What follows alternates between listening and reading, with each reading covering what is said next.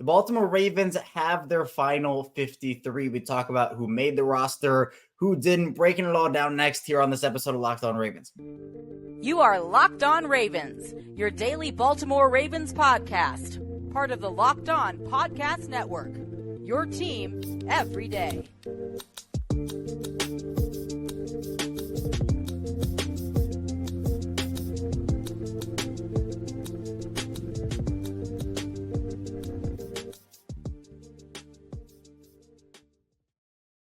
Welcome into another edition of Locked On Ravens, your daily Baltimore Ravens podcast. I'm your host, Kevin Oestreicher of Ravens Wire here on the Locked On Podcast Network, your team every day. Thank you so much for being here, making us your first listen each and every day on this show, whether it's audio form or video form. We're free and available in all podcasting platforms. That does include in video form on YouTube. And today's episode of Locked On Ravens is brought to you by LinkedIn. LinkedIn Jobs helps you find the qualified candidates you want to talk to faster. Post your job for free at LinkedIn.com/LockedOnNFL. LinkedIn.com/LockedOnNFL to post your job for free. Terms and conditions apply. Again, we are a 5-day-a-week Ravens podcast, Monday through Friday, and obviously sometimes more. And we get to do live streams, right? Sometimes we do 2 shows in one day, and we multiple drop, maybe 6 days a week or 7 days a week. We got you covered all the time here on Locked On Ravens, and we got to do a live stream yesterday about 8 or so p.m. Eastern, because that's when the Ravens released their roster. It was I don't know what the holdup was. I mean, the deadline is 4, and there were about 4 or so teams, the Ravens included,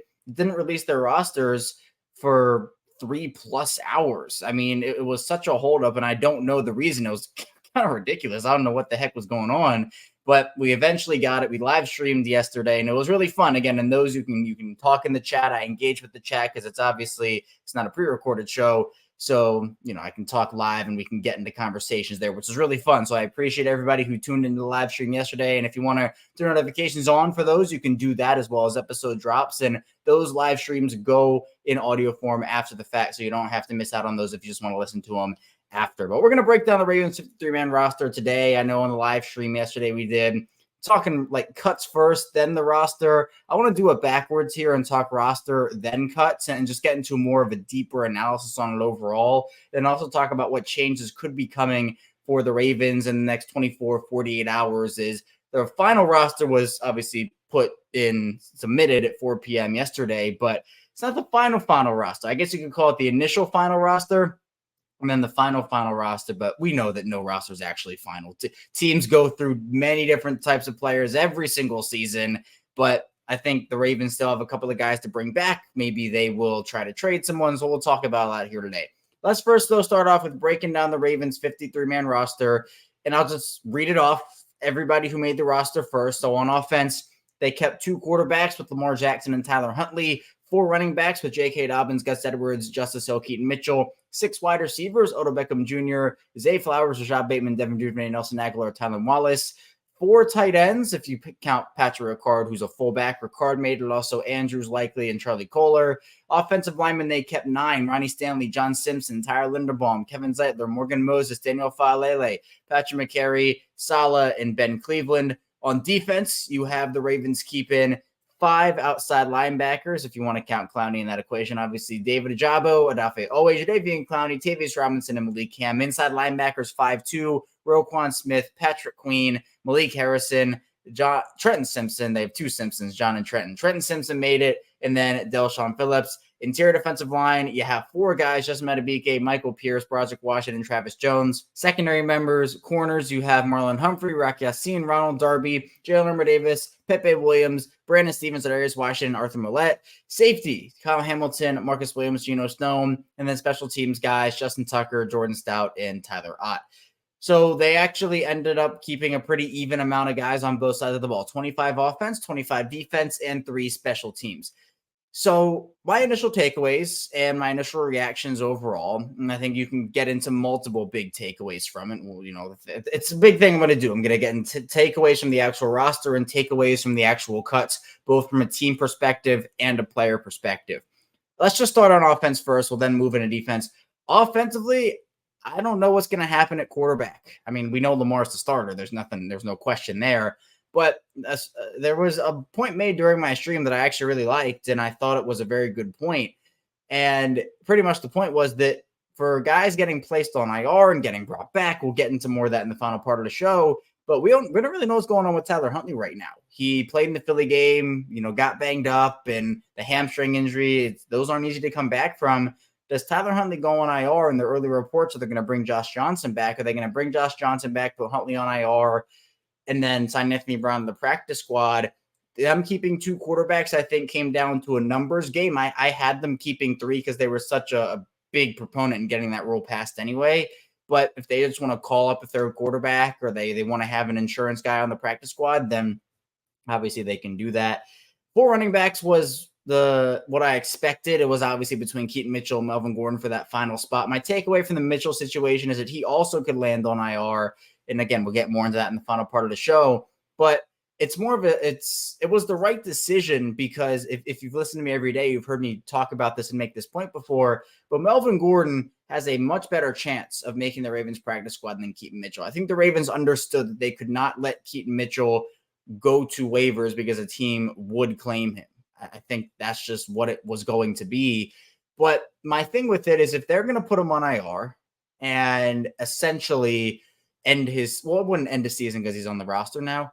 But if they thought if this was a redshirt year for him, they wouldn't put him on IR now. They would have put him on IR before because it wouldn't have mattered if it ended the season. So it might just be for creating roster space initially and then figuring it out. But we'll see what happens with that. 6 wide receivers, not really anything to take away there. Tight ends, fullbacks, nothing to take away. Offensive line. For the offensive linemen, I think adding Ben Cleveland to the equation because I had the first 8 and then Ben Cleveland I had off the roster because I just expected them to keep someone else in a different position. Josh Johnson was one of those guys, but I think the Ravens, they understood that for the Cleveland versus Sam Mustipher, which I think it came down to Ben Cleveland, Sam Mustipher, and David Sharp for the final 3, or like 3 guys competing for one spot. Cleveland and Mustipher is the best veteran. So, which we'll get to in the final segment, he can get brought back without having to go through waivers. Ben Cleveland would have been subjected to waivers. And there would have been, I think that some team probably would have claimed him because if you remember, last year the Ravens cut Tyree Phillips and they wanted him back on the practice squad, but the Giants claimed him and that was that. And it's talked about on the stream last night. You can get him back now because he just got cut by the Giants, but the point still remains. But keeping non-offensive linemen, 9 or 10 is usually what teams do. I knew that when I had them only keeping 8, it was kind of dicey because 8 offensive linemen, it's a little low. I will say it's a little low. But I think the Ravens should be feeling fine about their depth. They have the 5 starters, but then Daniel Falele can be your backup tackle. Salah can be your backup guard, and Ben Cleveland has that tackle guard versatility. And then Patrick McCary can be your swing guy, backup center. And then if you bring back Mustipher, he can be the other backup center that can be in that equation too. So non-offensive lineman, I'm totally cool with that. I totally get the reasoning. Outside linebackers, Malik Ham making the roster was definitely, I'd say, a surprise, but not really a surprise. I think it all depended on what happened with Tyus Bowser. Obviously, Bowser not on this roster because he's still on the NFI list, so he's going to be missing the first 4 games at least of the season here. But Ham making the roster, I think the Ravens did need to keep somebody if Bowser were to go on the NFI list. So I don't necessarily think I was totally shocked by Bowser staying on there and officially missing the first 4 games. But I'm really happy for Malik Ham. He earned it, and I'm excited to see what he does over the course of however long. Hopefully he's on the roster for the whole year. But I think when Bowser comes back, Ham's probably the guy that's cut, and then he's out of the practice squad. But injuries happen, so maybe there'll be a guy who's on IR by that point who's injured for the season. Inside linebackers, I had Delshon Phillips off of the roster, but getting brought back as like a top priority practice squad guy. He played well enough to make the roster. I'm not shocked he's on here. They claimed him off of waivers from the Jets last season when he was cut by New York and played really well, had a great training camp, a great preseason. The Ravens should be feeling really good about their inside linebacker depth with Roquan and Patrick Queen there, Malik Harrison. Honestly, if I have to put out a depth chart, I'd probably put Delshon Phillips ahead of Trenton Simpson at this point. I just think Simpson needs more development. I think he showed flashes in the Tampa game. It was not a great debut for him against Washington, but I think that it's definitely okay that Phillips made this roster, plus he provides value on special teams. Defensive lineman, no surprises. Brent Urban, we'll talk about him in the final part of the show, probably get brought back on a handshake deal. Corner is interesting, and I do want to get to this a little bit more in the second part of the show.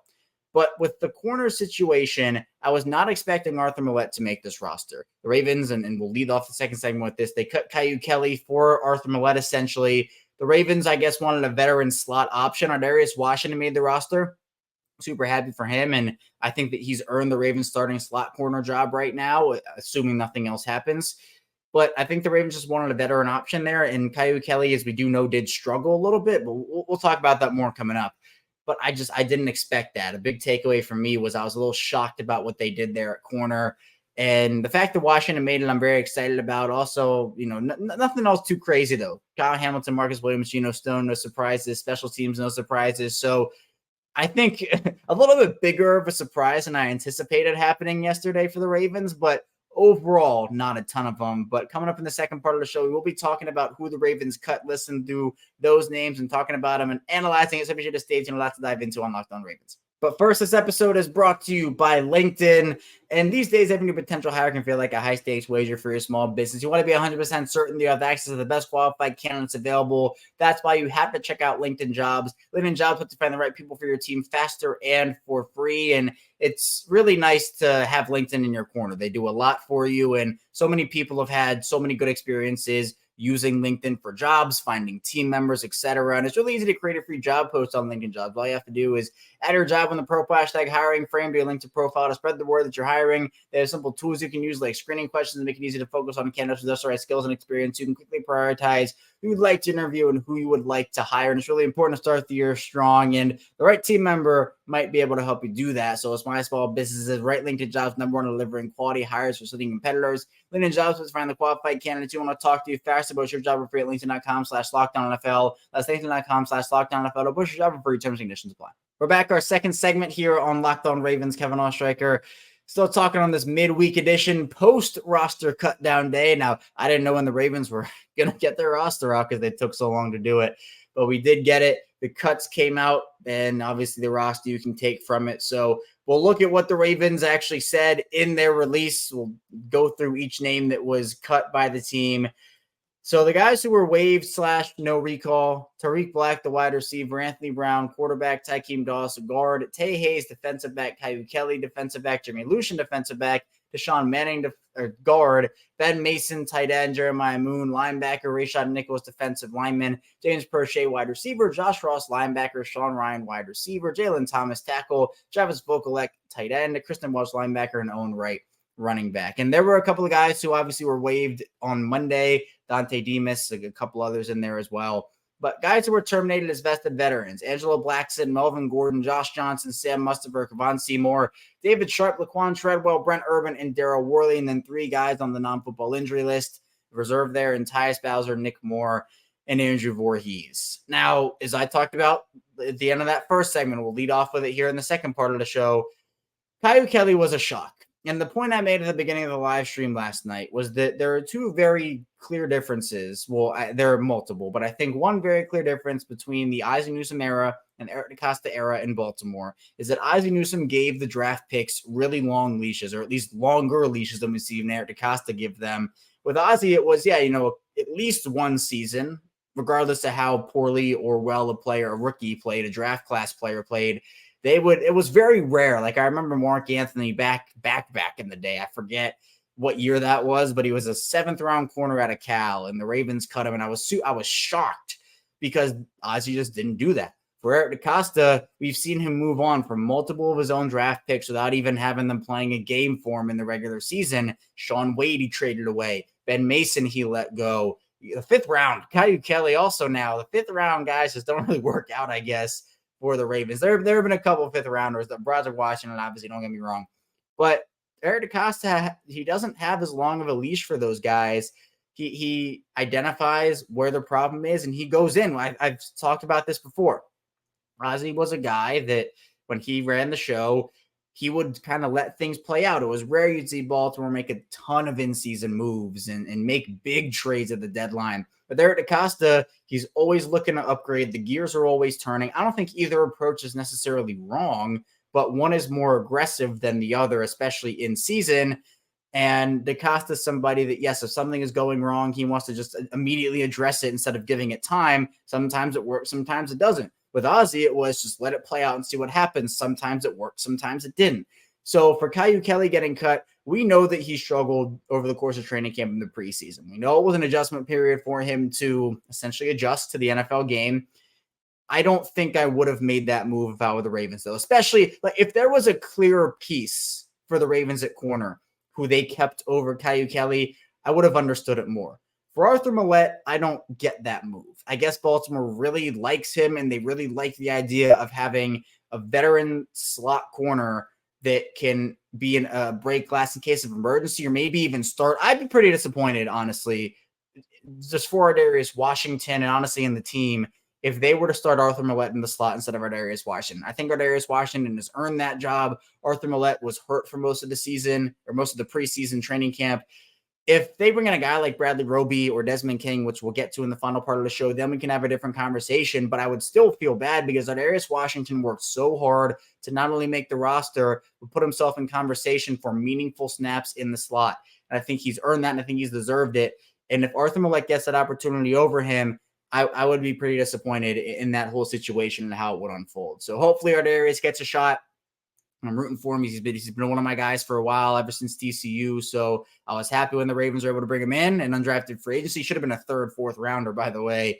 But the Caillou Kelly thing is interesting because I think he does still have potential. And with Caillou Kelly, a lot of people are saying, well, he's just going to make it through the practice squad anyway. It doesn't matter. It's not a given.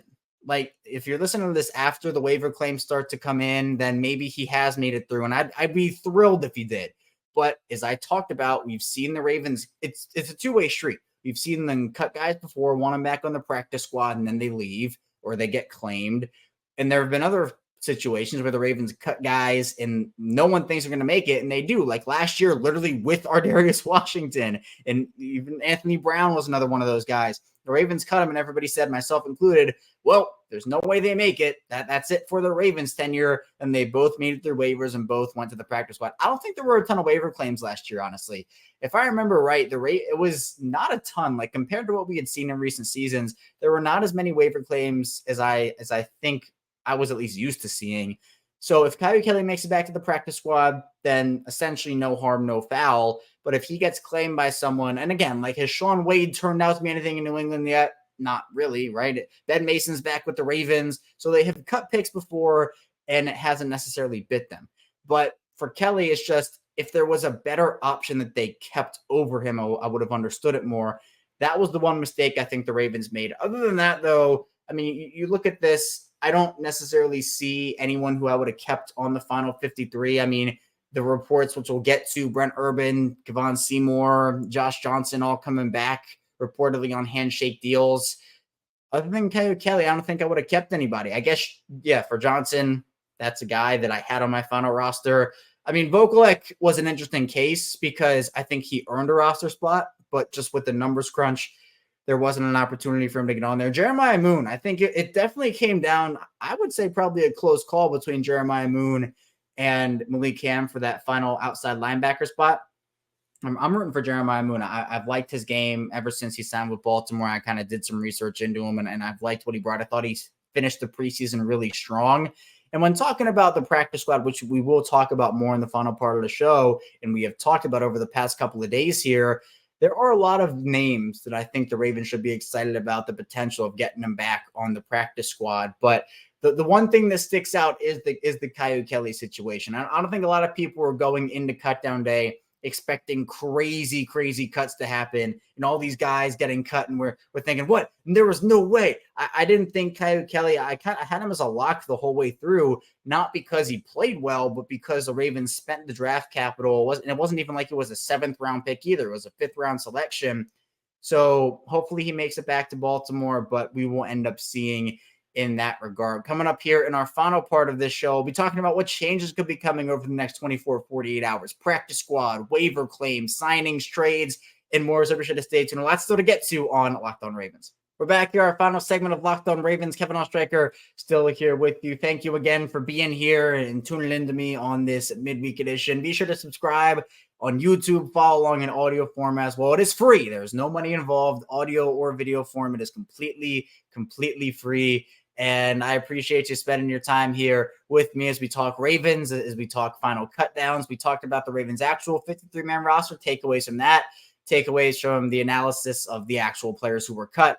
But let's get into what changes could be coming for the Ravens, because obviously their initial final 53-man is set, but that doesn't mean that that is what the roster is going to look like 24 hours from now, 36 hours, 48 hours. There are going to be fluid changes happening, whether it is guys on handshake deals, IR moves, waiver claims, signings, trades. There are so many other things that could happen. So we've talked about practice squad a lot. I'll save that for the final part of this segment, because I know we've gotten into it, but I still want to touch on it a little bit now that we know the guys who are cut. But in terms of handshake deals, the stuff I've been kind of sprinkling in throughout the show is the early indications. And if you're listening to this after it's happened, then it's happened. But Josh Johnson, Kevon Seymour, and Laquan Treadwell, those guys are all expected back in Baltimore. Laquan Treadwell, that one got national, headlines where Laquan Treadwell is expected to sign with the Ravens practice squad. I think today were the reports that came out. So I think that's solid. I think 3 guys. Well, I think for what it is, Josh Johnson is expected to be back on the roster. Brent Urban's expected to be back on the roster, and Kevon Seymour is expected to be back on the roster. Treadwell's a practice squad guy, so it's not like Treadwell is going to get back on the final roster. But for Urban, Seymour, and Johnson, those 3 are getting back on the active roster. Apparently, again, we'll see what happens when it actually officially happens, but those are the early indications and reports. So that it makes sense to me. And again, it kind of raises the question about, well, what's going on with Tyler Huntley and the quarterback situation? How bad is the Huntley injury? Does he need to miss the first 4 weeks? And then Josh Johnson is backing up Lamar with Anthony Brown on the practice squad. For a guy like Brent Urban, he's done this the past couple of years for the Ravens, last year and then obviously this year again, where he's just been a handshake deal guy. He can take some time, literally a day, and then sign back with the team. It's for roster flexibility. Brent Urban knows he's going to be back in Baltimore, not a big deal. And then Kevon Seymour too. Vested veteran. All these guys don't have to pass through waivers, so they can get them back, and they don't have to worry about another team sniping them from them. So that's a really good thing.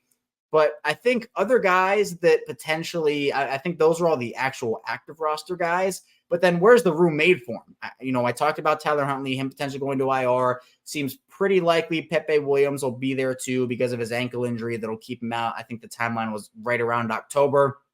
And put him on IR, have him miss at least 4 weeks and clear up that roster spot. But then for guys like Keaton Mitchell, who has the shoulder injury, it was classified as a stinger, but is it really a stinger? How bad is it? Maybe he gets put on injured reserve.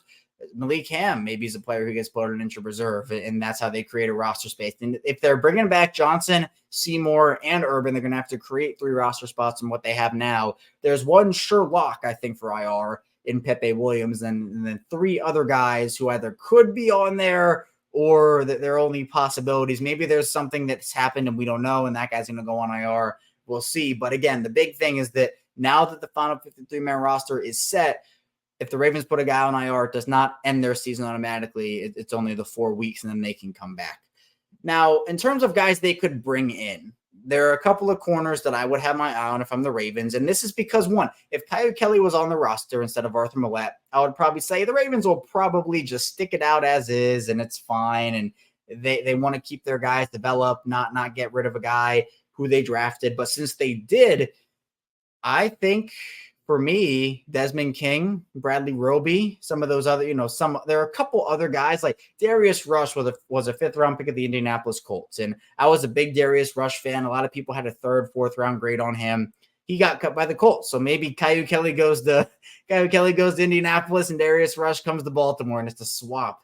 But I think that the 2 vets in Bradley Roby and Desmond King. Desmond King has corner safety versatility. He's been linked to the Ravens for forever, and the Ravens always seem to get guys they've been interested in for a while, so maybe Desmond King is the next one of those guys. And then Bradley Roby, solid option you can throw in the slot, and also has outside versatility too. I think both those guys are better than Arthur Millette, and if they're going to start Arthur Millette over Darius Washington, if they're going to start a vet over him, I would rather have it be Bradley Roby or Desmond King over Arthur Millette. I just think with Arthur Millette, I'm not as high on him as some are, maybe as the team is. Hopefully he goes in and balls out. I'm rooting for him.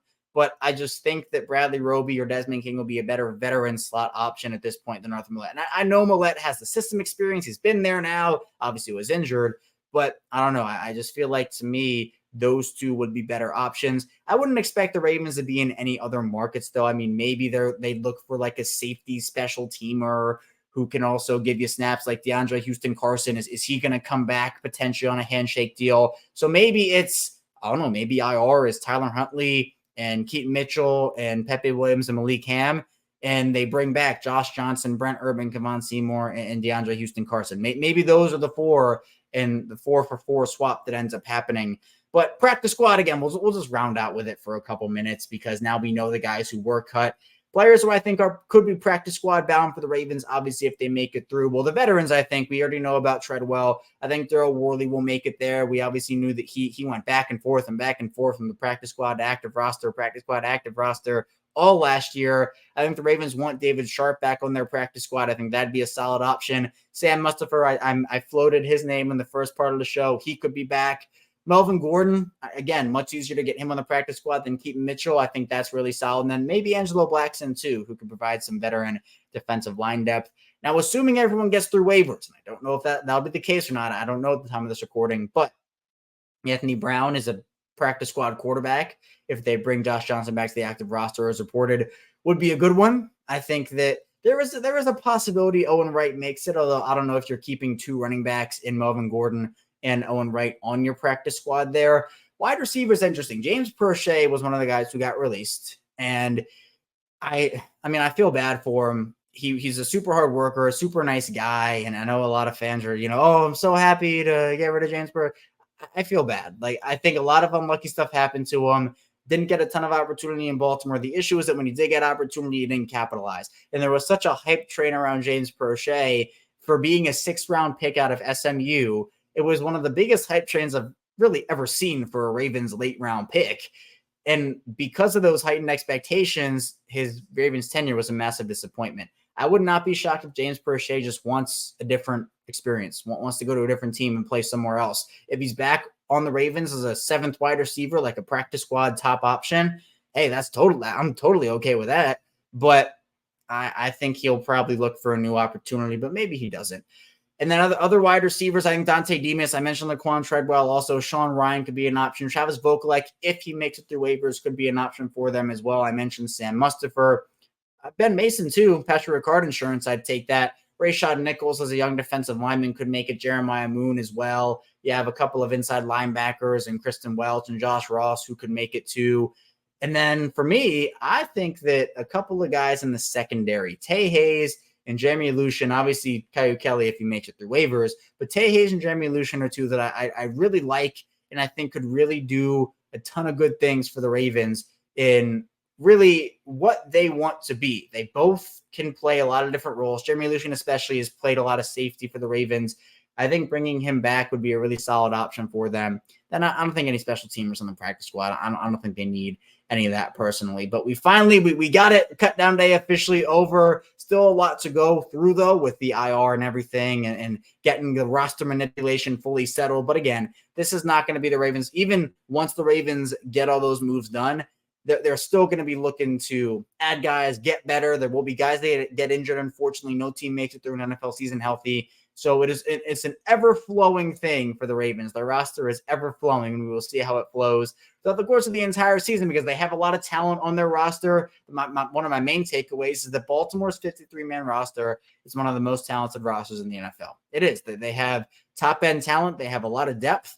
And once they kind of finalize their second initial roster, they'll be able to do a lot with it. So I'm excited to see how it shapes up. We'll see what the trade deadline brings too. Maybe there'll be a guy or two. We saw the Ravens sign LJ Fort and Josh Bynes in 2019, trade for Marcus Peters. So if Eric DeCosta sees something he doesn't like, we know that he will go out there and try to fix it. But that's all I have here today on Locked On Ravens. Thank you so much for tuning in today. When we get back here tomorrow, more Ravens content, more roster breakdowns, and so much more. Thank you for tuning in. I'll see you right back here tomorrow on Locked On Ravens.